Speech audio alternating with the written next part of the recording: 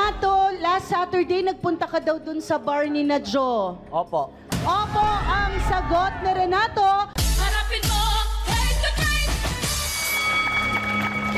Okay, Renato, bakit ka bumalik doon? Eh, di ba hinango mo si Jo doon?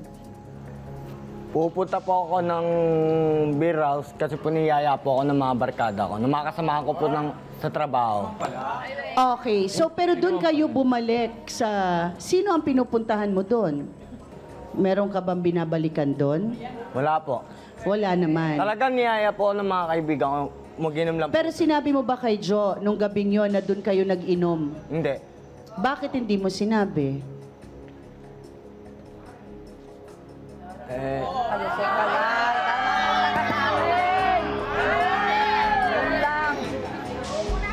May issue ba sa'yo na doon si Renato nag-inom sa club na pinagtrabahuan mo dati?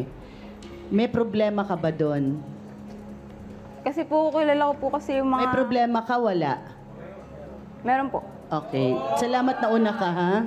Bakit may problema ka na doon siya nag-inom nung gabi? Kasi po, siyempre po yung mga tao po doon sa Biros na yun, kilala ko po yung ibang mga naging kasama. Oo, ko. nag-aalala ka sa sasabihin nila na kinuha-kuha yung kaibigan pero bumabalik rito. Yan ba? Ano Opo, pa? yun po ang inaano ko. Tapos yung iba po na mamaya po yayain siya na kung saan-saan lang. Roxanne, bakit ka natatawa-tawa? Nung gabing yon may ka-table ba si Renato? Kami po.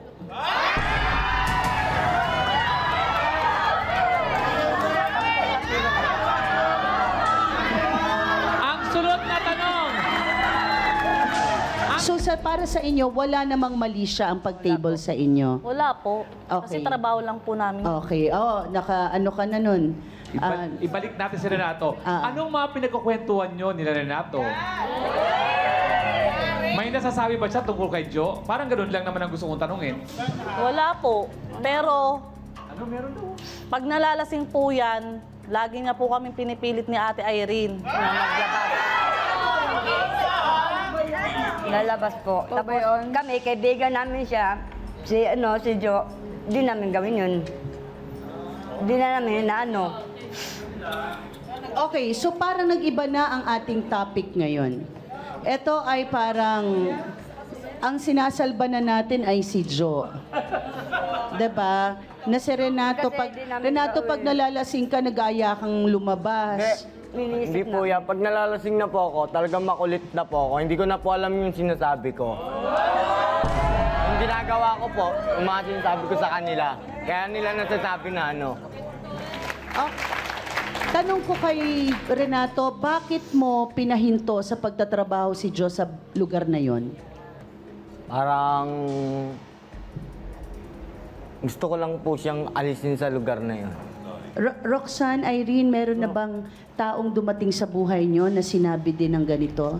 Na aalisin kita dyan at handa kitang pakasalan? Mayroon po, pero dosa rin po eh.